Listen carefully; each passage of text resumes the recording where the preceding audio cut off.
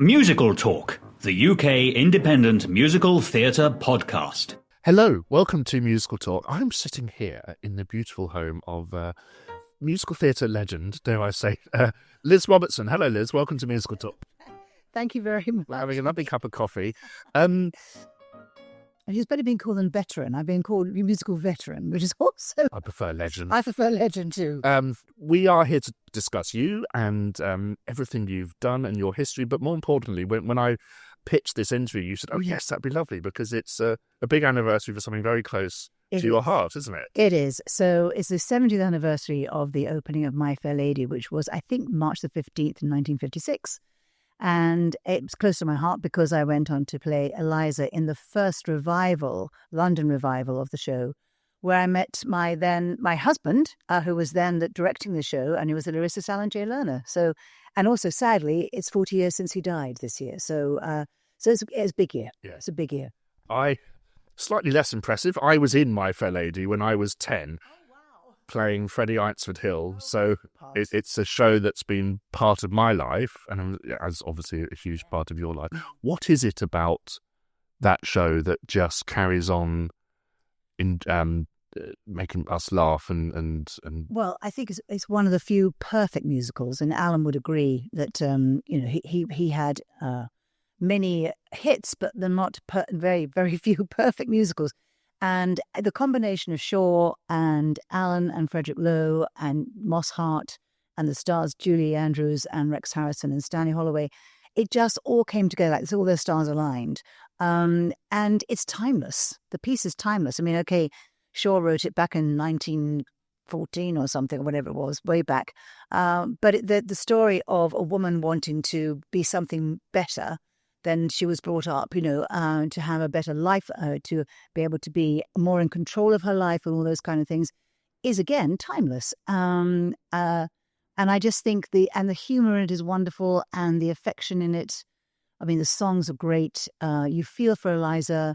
At the end, you actually feel for Higgins because he realizes, oh my goodness, I've grown accustomed to her face, and that's a huge realization because he's been very kind of isolationist, and I'll always be a bachelor, confirmed old bachelor.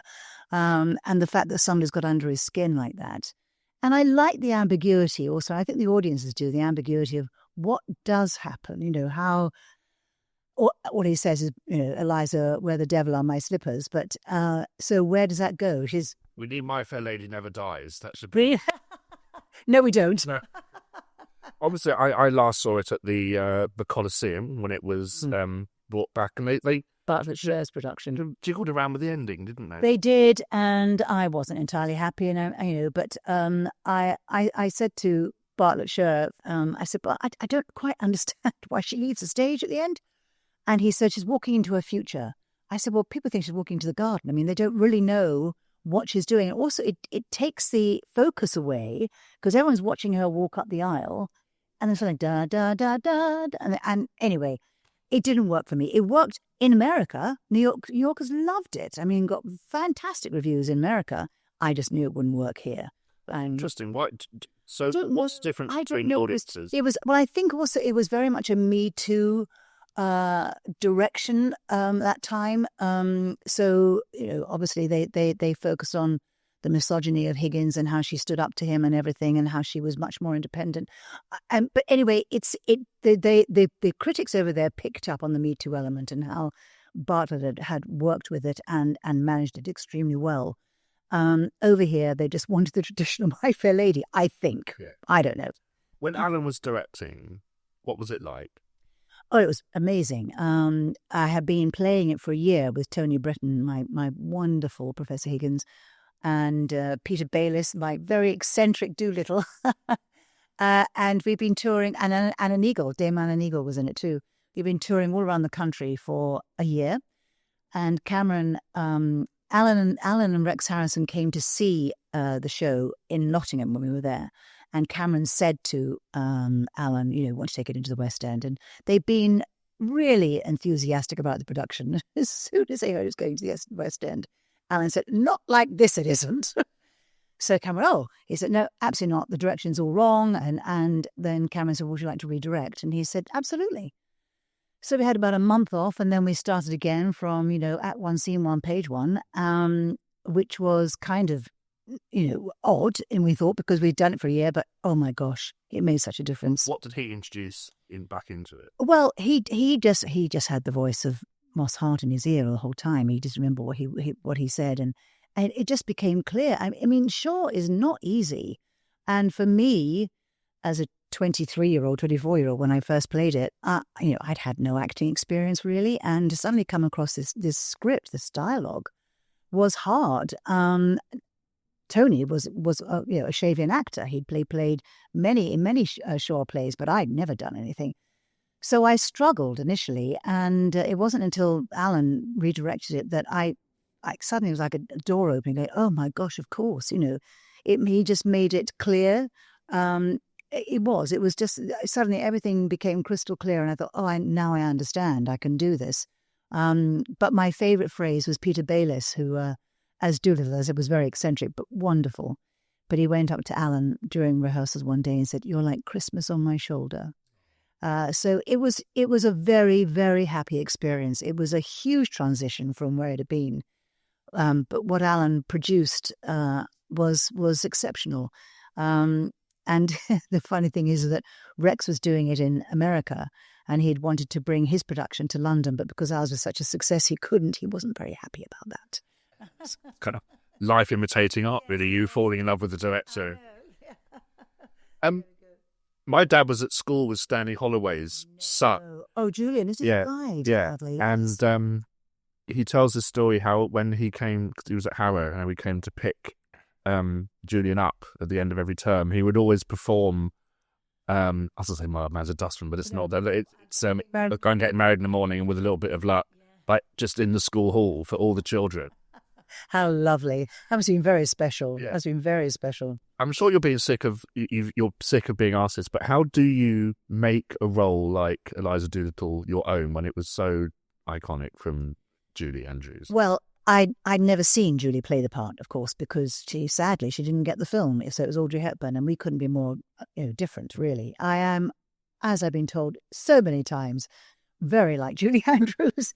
So I think that's part of the reason I was cast. But we are different. Our voices are very different. And I think I was feistier. I was raised in the East End of London, so the Cockney accent was no problem for me at all. I don't know. I mean, as I said, as having never seen Julie, but Alan said I wasn't anything like her performance. I have to take that for what it is. Really, all you do is what you feel you want for the part. You want what you feel for the part and what comes out of you in that role. I don't want to be a carbon copy of anybody. I just want to respect the role, and I want to bring whatever I can to that role, which is what I hope I did. So, yeah. So take us back. How did you get started in this? Obviously, you said you grew up in the East End. Where do we go from there? I was born in a place called Chadwell Heath, which is on the Lizzie line now. So it was near Ilford, Essex. And at the age of 3, my mother sent me off to dancing school, which is a little local dancing school, just thinking meet some friends and things like that, and absolutely loved it. And I think she was taken aback by how much I enjoyed it. I enjoyed it so much that I, entered competitions and, did silly things like that, and just wanted to be. I did. If I could dance the whole week, that's what I wanted to do. Lots of life. I could have danced and I'd been very happy. So the teacher was a wonderful woman called Betty Finch. The school is still going, called the Finch Stage School, and I recommend it highly. Anyway, Betty was just a wonderful woman who also had a passion for dance. But I lucked out because she had 2 children, Roger Finch and Linda Finch. And Roger was already a professional dancer when I was probably about 12 or something like that. And so he'd come back and teach us various routines from the choreographers he'd been learning from, as indeed Linda did when she went into the profession. So he went into Sweet Charity. So he'd come back and teach us Bob Fosse, so it wasn't 3 degrees or 7 degrees of separation. It was like 2 or 3 degrees separation, which is great. So he'd been learning from Bob Fosse, he came back and taught it to us. So we were getting wonderful grounding. And at the age of 16, I auditioned for the Savoy Hotel as a cabaret dancer. I got in and I was there for 9 months. And then I did a summer season at the end of the pier in Great Yarmouth with the Gojos, which was a kind of dance group with Joe Cook was the choreographer. But then she had lots of different franchises, should I say, of the group.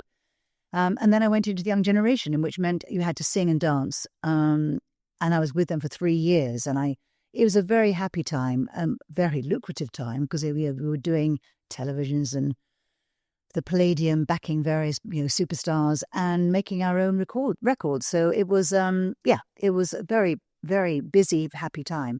But I knew dancing, as much as I loved it, I didn't want to choreograph.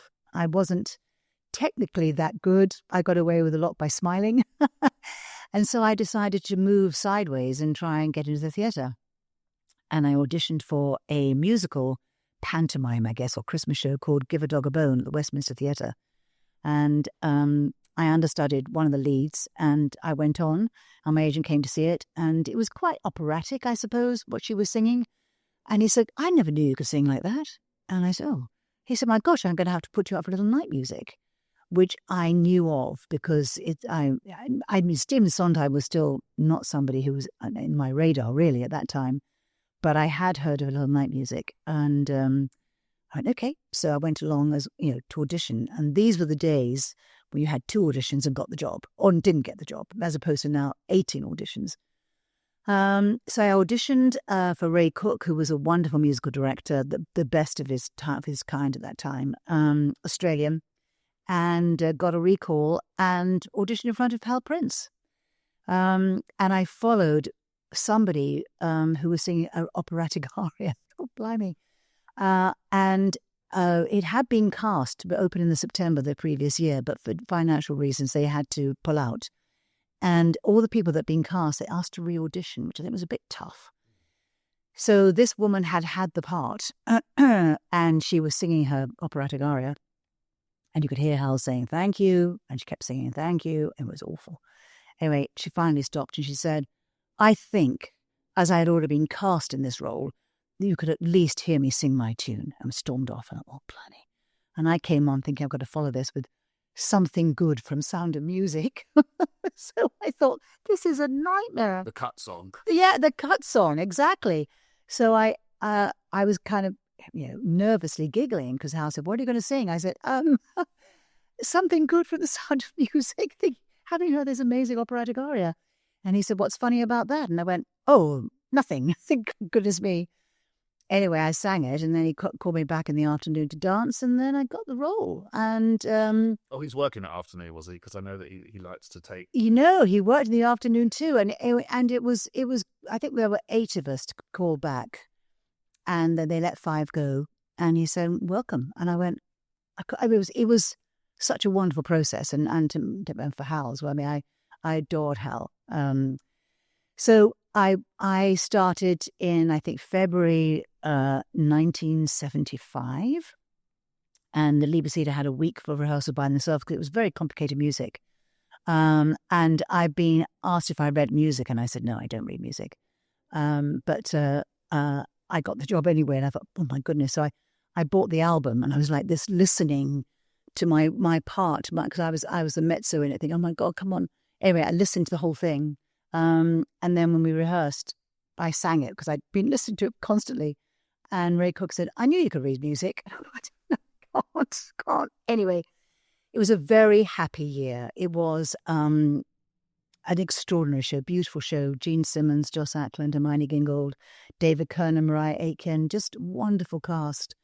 Gene was... I'm not talking about the Kiss Gene Simmons. We're talking about another Gene Simmons. No, we're not talking about the Kiss Gene Simmons. No, this is Jean. This is the wonderful actress Gene Simmons, who was truly glorious. And Joss Ackland and Hermione Gingold, who was known as kind of review artist with her nemesis, Hermione Badley, the two Hermiones. But what an experience. And working with Paul Gemignani, who's conductor, and Stephen Sondheim and Hal Prince. I mean, for my first musical, who could ask for anything more, really? And during that run, David Kernan was getting a bit bored and loved Stephen Sondheim's work. Millie, who he'd been working with, and that was the week that was back in the 60s with Ned Sherrin, they got together and just discussing. And he said, why don't we do a review of Stephen Sondheim's music?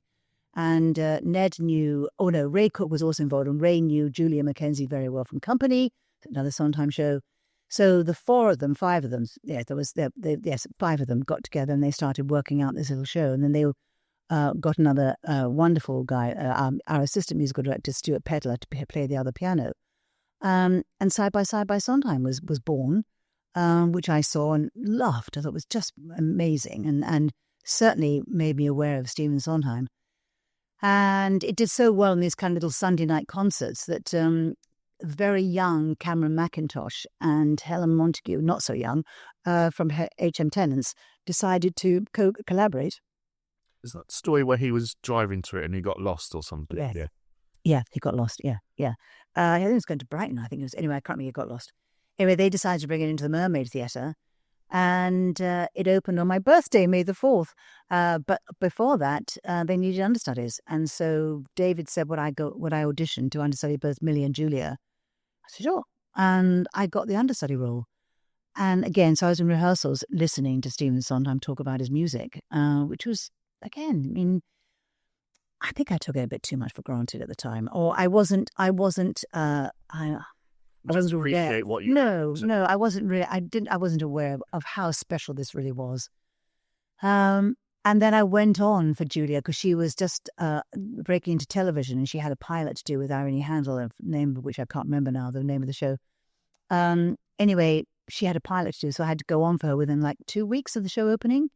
And there were critics out there who gave me wonderful notices. And then Cameron asked me to do it in Toronto with Georgia Brown and Mark Winter and all of that. But meanwhile, the show from The Mermaid, which had been obviously packed out for 6 weeks, transferred to Wyndham's.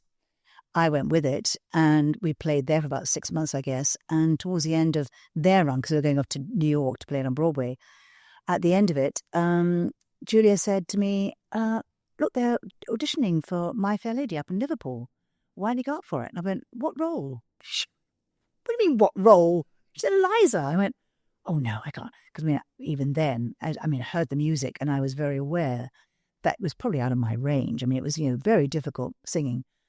Okay, so I went along for the audition. I got the job. And I'm thinking, no. Terrifying. It's really funny, isn't it, how one little event can lead to so much happening. Well, that's so there I was playing the role in Liverpool. Not very well, I didn't think. I lost my voice spectacularly on a couple of occasions because I had no singing lessons, had no acting lessons. All I could do was dance. My training was dance. But Cameron came up to see it, and he said he was thinking of joining up with the Arts Council and producing it on the road for tour, and he wanted me to play Eliza. And I went, oh, yeah, fine. Don't really want to play this role again. But then after that, I went to Toronto to do Side by Sondheim. And while I was there, Mark Winter, who was playing the David Kernan role, his agent rang up and said, look, Mark, they're auditioning for the London cast of I Love My Wife. Gene Sachs, Cy Coleman musical, Gene Sachs directing, Cy Coleman and Michael Stewart on a white choreographing. It's a four-hander, big hit on Broadway. As you're in Toronto, why don't you fly down and audition? And take Liz. Why don't you take Liz? Because you'll be right for it. He wasn't my agent. So I'm okay. So my first ever visit to America, or to New York, not America, to New York, was singing on a Broadway stage to Gene Sachs and Cy Coleman. And I'm thinking, this is surreal. Absolutely. I think this was 77, summer of 77. And so, lots of cheesecloth wraparound skirts and things like that, very long. And I sang Where Am I Going from Sweet Charity, because I thought I sang a Cy Coleman song. And I started, where am I going and what will I find? What's in this grab bag that I call my mind? Where am I going and what will I find? I couldn't remember a single lyric apart from that one phrase. It was awful. I wanted the floor to open up and swallow me. I was just devastated. And at the end of my attempt of this song, Cy Coleman said, interesting lyrics. I'm so sorry. Anyway, then they said, do I have good legs? And could I show them my legs? I went, no. And they said, why? Because I'm wearing pop socks. And they went, what are pop socks? Anyway, I now know they're called knee highs out there. And Mark said, oh, she's got great legs. So how do you know I've got great legs? Anyway, Cy went back to rehearsal. So they were rehearsing on the 20th century, and the director was Hal Prince for that. And Hal said, "How were the auditions?" And he said, "Okay." He said, "Well, who did you see?" Got to my name. He said, "Book her. You'll never regret it." And I'm thinking, again, luck. So much luck. And talent. Well, okay. But I mean, you could have all the talent in the world and not get those breaks. It's a domino effect, isn't it? It's a domino The effect. fact that your dance school went back to... I know. Yes, the spirituality, Yeah. exactly. And I was with Psycho, and so there I was. So I got that job. Mark Winter didn't get it. Awful. But that was with Ben Cross and Richard Beckinsale and Deborah Fallender. Opened at the Prince of Wales Theatre. I was 24 and my name was in lights. 23. My name was... It was ridiculous. And I loved that show. And then my agent rang me about 10 months into the run and said, Cameron wants you to audition for My Fair Lady. And I went, "Oh, no, Barry, I've played that role. Don't think I want to do it again." He said, "You're auditioning for My Fair Lady." So I went and auditioned and I got the job. And, the rest is history, really. After that, met my husband. And after that, I did the Mitford Girls at Chichester. And I'm going to see a couple of them fairly soon, Trish Hodge and Gay Soper. We're still in touch, which is lovely. And then I went to Broadway to do Dance a Little Closer, which Alan wrote for me with Charles Strauss of Annie fame and applause, which was based on Robert E. Sherwood's Idiot's Delight, starring Irene Dunn and Clark Gable, about a song and dance man. Anyway, go and see the film. It's a wonderful film.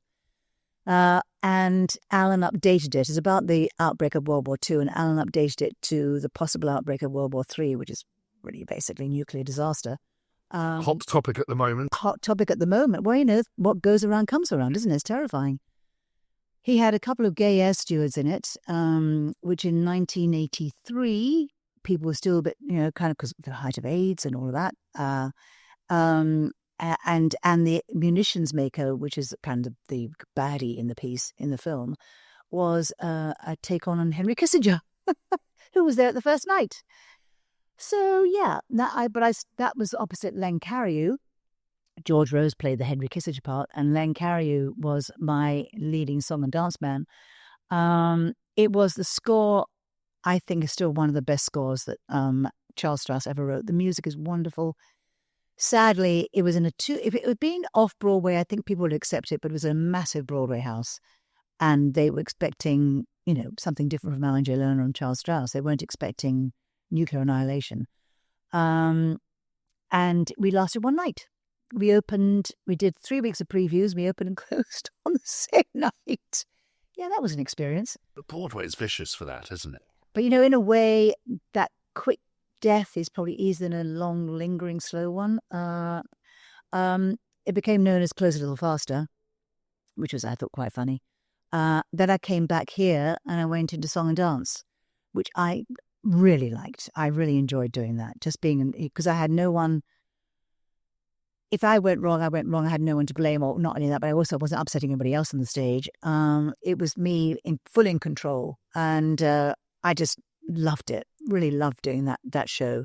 This is the Lloyd Webber double bill, really. Tell Me on a Sunday, yeah. So I was Tell Me on a Sunday, and I had a couple of dancing partners at the, because they then did the variations. It was they ended with Wayne.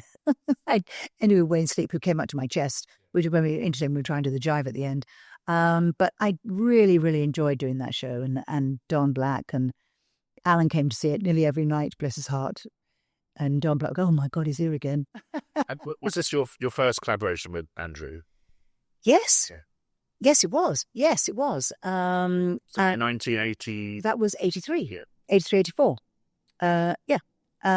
Loved it. At the Palace, was it? At the Palace, yes. And then from there, I did Kern Goes to Hollywood at the Donmar Warehouse with David Kernan. And again, it's a kind of take on and side by Sondheim, which went to Broadway again, and sadly didn't last very long. I think we had about a month or something. But Liz Welsh became the big star then, which actually should have done. She was a just truly wonderful woman, extraordinary woman. Couple of Chichester seasons like Noel and Cole. I did I did Beethoven's 10th with Peter Ustinov. That was interesting. And then Alan got very sick, and sadly he died. I then did Sherlock Holmes the musical with Leslie Bricusse and Ron Moody. Tell us about that, because that's a Bricusse piece that never really gets much airtime, and I think Andrew Lloyd Webber's just done a Sherlock Holmes musical with Tim Rice, so it's obviously something that they're trying to see if it can work. Tell us what you remember about that piece. Well, it could have been great. The sad thing, I think, is Ron Moody was hugely talented. I mean, one of the most talented men I've ever come across, but even more insecure, and just never trusted the script. So he'd go off on a tangent. He'd start talking about his one-man show on stage, and we wouldn't know where he was. And he'd start talking about tube strikes, in the middle of Sherlock Holmes. We're thinking, so it was avant-garde theatre. Oh, it was just so odd. And yes, he made it. I just wish he'd been more at peace with himself, because if he'd just accepted the role and done what was written, he would have been. Well, the whole show would have worked better. But he didn't trust it, and so sadly, it didn't work. After that, I was asked to go to America, to tour America, playing Anna in The King and I, opposite Rudolf Nureyev. I thought, oh my God, no, there's no way I'm going to do it with this egomaniac. I thought, oh gosh. So anyway, I was persuaded to go, and we had 2 weeks of rehearsal. That's all we had to get The King and I on. Can you imagine? It was ridiculous. Sip of coffee. So Nureyev was difficult, was he? Or were you worried about something that never... No. He oh God, how can I say it? He wasn't. He was again. He was mercurial. He was a huge star, and he'd never done anything like this before. Basically, what had happened was he loved the Paris Opera, and but he was Russian, and they want more money. They always want more money. So he asked he wanted more money to stay as the resident director or whatever, the artistic director. And they went, no. And he said, well, if it's no, then I'm going to do The King and I in America. And they said, right, go and do The King and I in America. And he went, hoisted by my own petard. So he had to do The King and I. And he was terrified, basically. He'd never done anything like this before. And the first week of rehearsal, he just didn't turn up. He was looking at antique stores, and we had Arthur Storch was the director. His eye. Yeah. Okay. Yeah. I was, yeah. And I just thought, are we ever going to see him? He would come every now and then, say, I've got to go, and I have to go. And I realized what he was doing was that if he was terrible in the role, he would say, well, I didn't rehearse, so it was fine. If he'd rehearsed really hard and he was terrible in the role, he would never have forgiven himself. Or he'd been, so he took the easy way out, because he was very bad. And I'm not telling tales out of school. I told him that too. So he never worked at it. And I got to know him so well that I understood what he was saying, obviously. But people would come to see the show and couldn't understand a word he said. And recently I was watching some kind of YouTube clip of it. And I thought, oh my gosh, I can't understand a word he's saying. So it was an experience, I think you would call it. I grew to love the man because he was such a star. I mean, he was such a presence in my life. And he was very generous. He'd always take me with him to various opening nights, whatever. It never went by me. So Liz must come too, which is very sweet. But on stage, it was awful.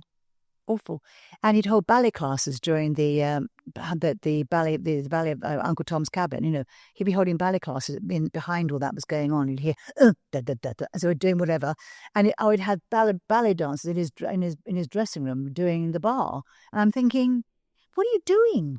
And he was terrifying to most people, but he needed me because he'd never done a musical before, so he listened to me. So the company manager would come up to me at times and say, oh, God, he's done this today. Can you speak to him? Can you speak to him?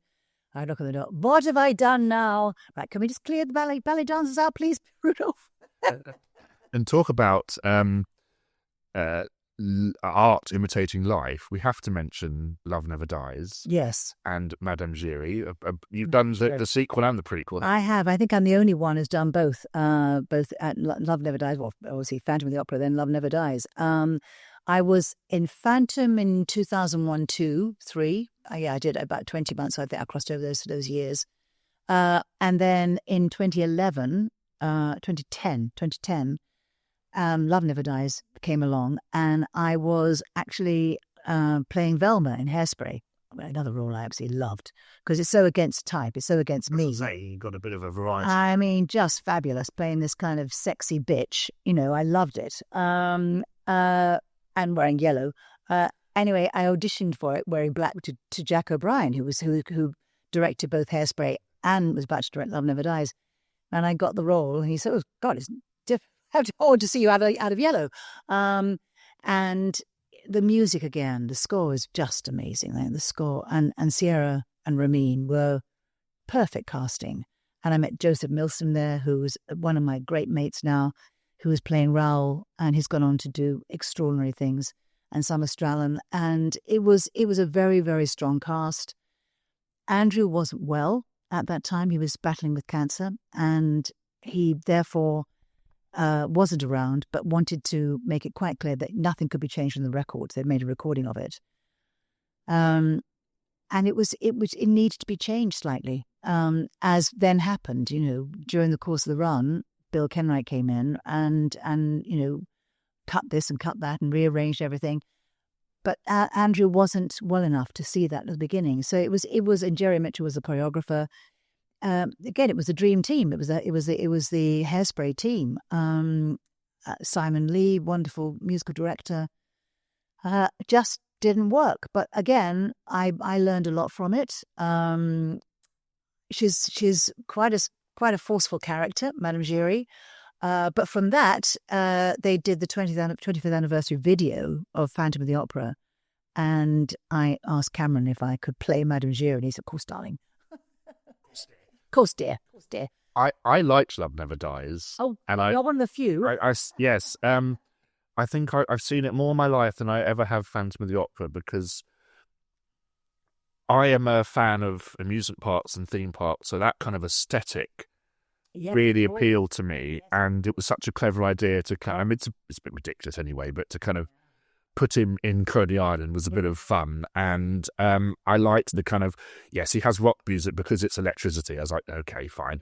But it was a good kind of, not murder mystery, but it had elements of kind of like who shot her and things. And they worked on it for the Australian production, and that's the one that seems to be the one that's done most of all now. So I've never seen that one, but I know it does tour America a lot, that particular production.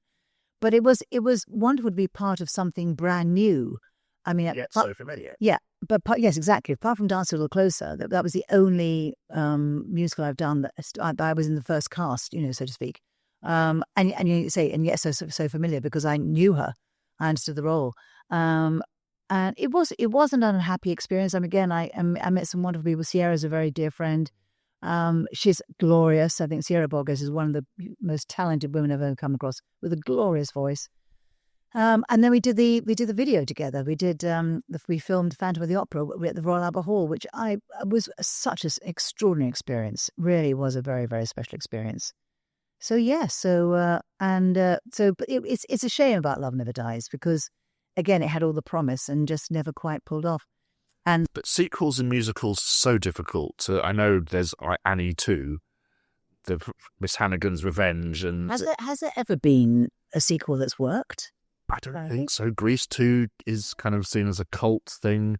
I guess there's like High School Musical 2 and 3 and 4 and 5 and the series, the show, the Christmas special, all kind of, but that's rely on a brand, not so much. But it is kind of like, there are things I'd like to see have sequels, because I think it would be quite fun. But no, I don't think there's ever been a successful musical theatre sequel, and it's fascinating that Love Never Dies. Andrew is lucky in the fact that he can just put a show on in the West End and give it a go. And but although that's not happening so much now. No, I mean, I don't think Cameron's going to do another West End production, unless not a new one. He'll do one that's a surefire success like Oliver. but I don't think he'd ever risk doing a brand new musical. I think Betty Blue Eyes hurt him a lot. And he loved that show. And I think when you are so passionate about a show and it doesn't work, it breaks your heart. And, you know, I'm sure he'll bring it out and dust it off on many occasions and keep working at it. I mean, Alan was working on Camelot till the day he died, trying to get the script right or more, you know, less imperfect. Let's put it that way. It's just one of those things when you have a piece that you're so attached to and you know it's flawed and you think you know why it's flawed, you want to correct it, and it doesn't always work. A musical is never written, only rewritten, as Sondheim said. Yes, exactly. And look at Sondheim's, you know, I mean, the number of... Still rewriting them now. I know, probably somewhere up there. Yeah, exactly. Yes, he was always rewriting, wasn't he? I think it just gets under your skin and you just keep wanting to rewrite. But so there's a Sherlock Holmes musical, and what else is Andrew writing? He's doing something else too. I can't remember now. But anyway. Doing a musical, I believe, of The Illusionist. Oh, right. Okay. I love that about Andrew. I mean, he's well in his 70s now, and why not? You know, God, have to. No, he doesn't have to, but that's who he is. You know, to keep those. You have to mean Alan would never have stopped. He was going on. Did you ever see Brigadoon? I did. Did you ever see Schmigadoon? I hated it. Oh. I thought it was I preferred the second. I only saw the first one. Yeah. And I thought, I can't watch this. I can't watch this. I liked Chicago. I thought that was quite fun. But you must have so many stories. So what are your kind of favourite party piece stories that you love to tell? Oh, dear, I don't know. Well, I guess probably, okay, Rudolph. Most of them are Rudolph. There was a one where because his voice was very quiet, so he had two mics either side of his ears, and just before we burst into Shall We Dance, he sort of walks towards me because we're not embracing, we're just holding hands during the polka. He goes, no, it was not like this. And he was like this, no, and he grabs me around the waist, and he's all very kind of sexual tension there as he prowls towards me and he's about to say, was like this, no. And he looks at me and he goes, Liz, air conditioning on. Okay, Your Majesty? It was because he couldn't have air conditioning because his muscles would contract. He was also suffering with HIV at the time, so he was very conscious of anything like that affecting his health. But I mean, saying it out loud, I'm thinking, oh my gosh, no, what are you doing? And, so there was that one. Then there was one, he missed his call. He wasn't on stage when he's supposed to be looking at a big globe at the end of Act 1. I was on stage thinking, I don't know what to do. I've got nothing to do. So I'm sort of looking at the globe and walking up and down, and I suddenly hear expletive deletive, and one clog flying one way. There goes, Mrs. Anna, like this, you see. And he says his speech, whatever he's supposed to say. As I'm replying to him, he's looking off in the wings to the stage manager going, Matt, phone, Matt, phone. He's going, what? So I think, and that's exactly what I intended to do. And I go and Matt, phone. Anyway, was this being picked up by the mic? Of course. And as I'm talking, all you can hear is him saying, Matt, phone. And you're thinking, what's going on? So, we're lying prostrate on the floor, right? And he had HIV, and I've never seen him get up so quick. I mean, the curtain came down like up and off. He had been on the phone to the Paris Opera. We're in San Francisco, and it was a mobile phone. And at those days, it was hugely expensive, and he hadn't had time to turn the call off when he heard his call. So it was still it was still clicking out the dollars. And I mean, I thought, oh my gosh. Yep, lots of stories about Rudolph. There was a time when I was in Sherlock Holmes and they had pyrotechnic, and it actually did catch my cloak on fire. And I'm still singing, and I'm thinking, and someone's going, Liz, I'm going, so trying to stamp it out. Yeah, there are those kind of pieces. And they're the wonderful, happy memories. I mean, My Fair Lady was obviously one of my highlights, and I think I watched every night Tony Britton sing I've Grown Accustomed to a Face and marvelled at it. His performance was exemplary. I saw Rex in the film. I never saw Rex live, but I cannot believe he was better than Tony. Tony just encapsulated that role. Tony sing it, or no. He did. He wasn't like Rex, but no, he did that kind of speak singing. Was that something done for? Because I look at the sheet music and there is a tune, and you wonder, so what's the point of writing a melody if it was all written for someone who didn't famously Well, didn't sing. it was written for Rex, and Rex had, a range of like A to G. It was about it, but it was nothing backwards, exactly. G to A, yeah, exactly. That's what I said. G to A, yes, of course. But he was, but he had a musical timbre to his voice. So he had this wonderful range in his speaking voice, very high to very low, and so in a way, that's what they used. And what in all of heaven prompted her to go, after such a, so it was all that kind of up and down. I suppose what in all of, I can't remember how the tune goes now, but I know that when I've heard it sung, I go, oh, it just doesn't sound right. It's weird, isn't it? It's really weird. And a lot of Higgins have tried that and attempt it because they don't want to be a la Rex Harrison. I mean, Jonathan sang nearly all of it, Jonathan Price. But then he's always famous of, I'm not going to do it like anybody else. But it just didn't work. It didn't have the effect somehow. It didn't have the forcefulness I felt when it's all singing. I mean, when you sing "I've grown accustomed to her face," that one line, "But I'm so used to hear say good morning." I mean, that was beautiful. But then I can see her now, Mrs. Freddie Eynsford Hill. I mean, that was also sung. But then to sing.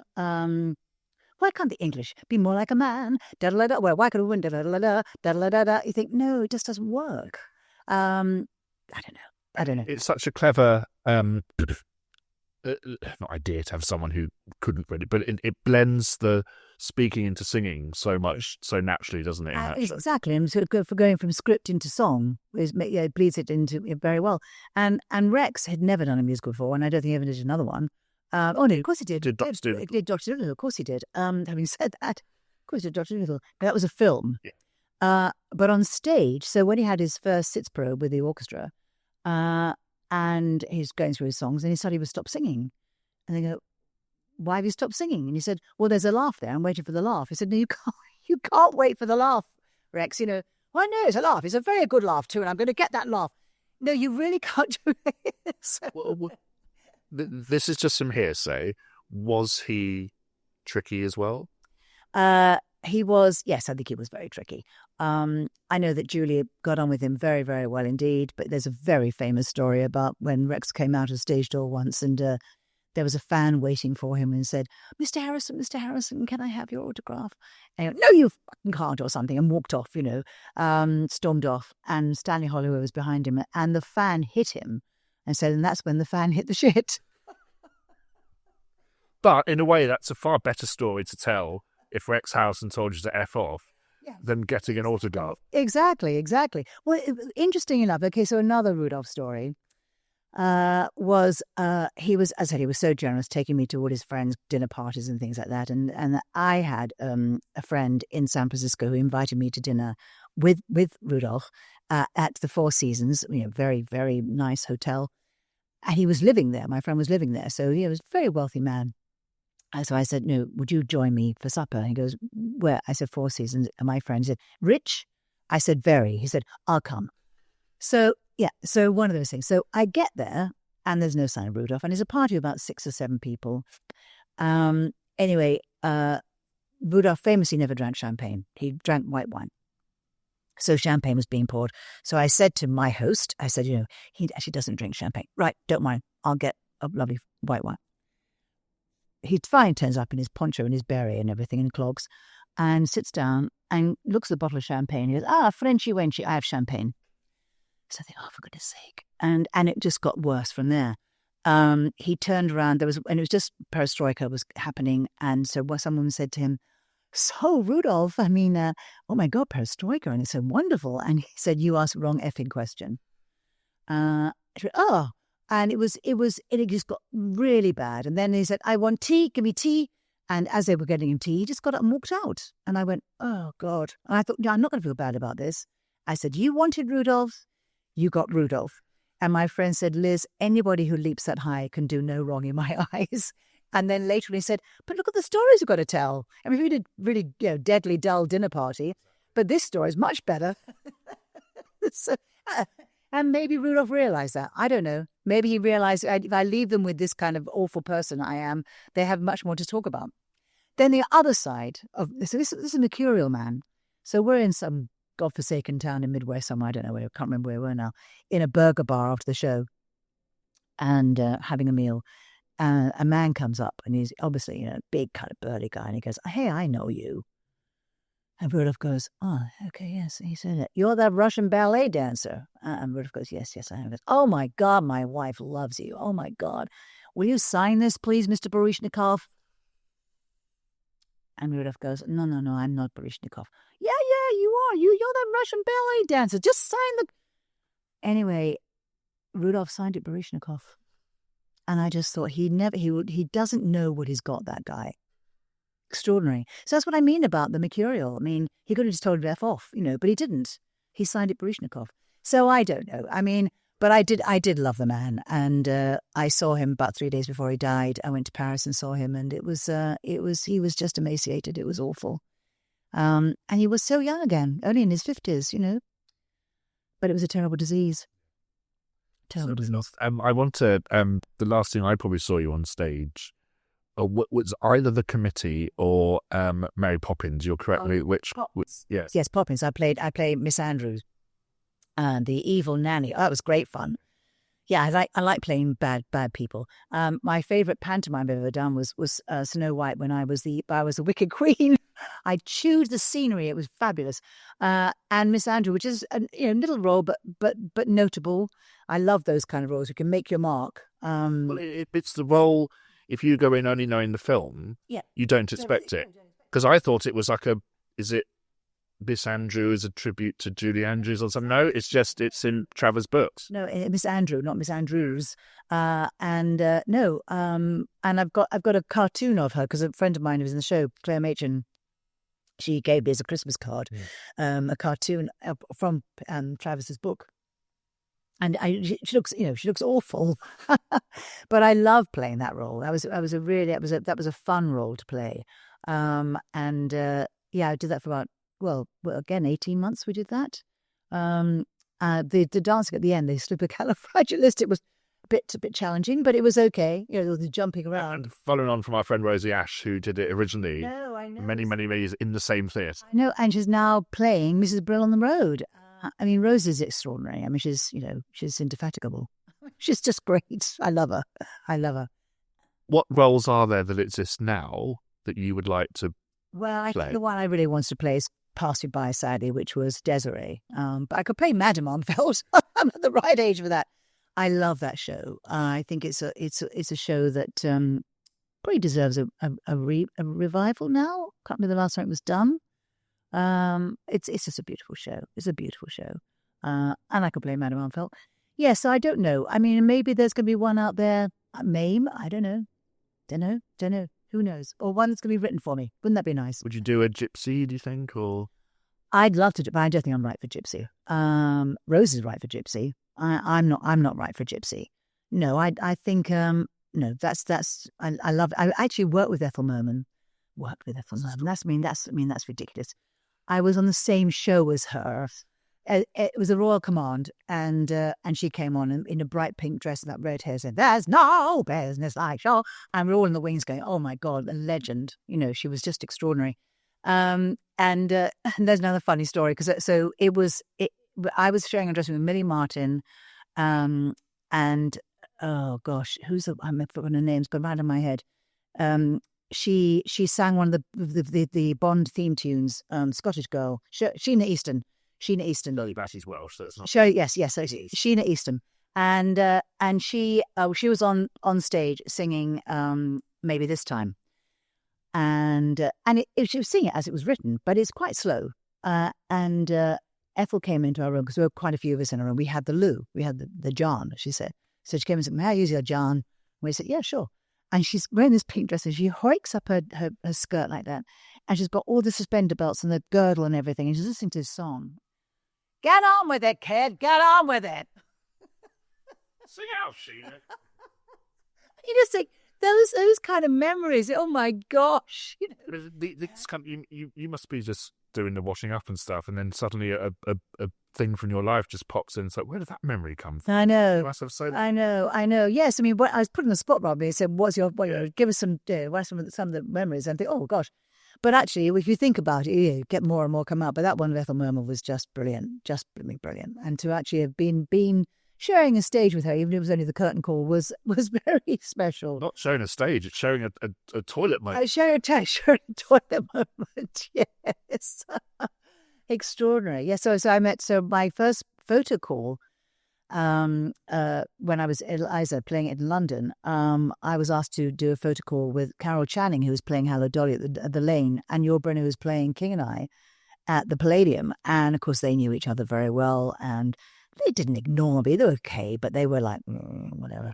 And then I opened, and the next day I got 36 long stem white roses from Yul Brynner welcoming me to the constellation of the stars. And Alan was so cheesed off, he sent me 37 the next day. Show off. I love the Carol Channing story about there's a Carol Channing lookalike contest. Oh, no. And Carol Channing entered and came third. Oh, wow.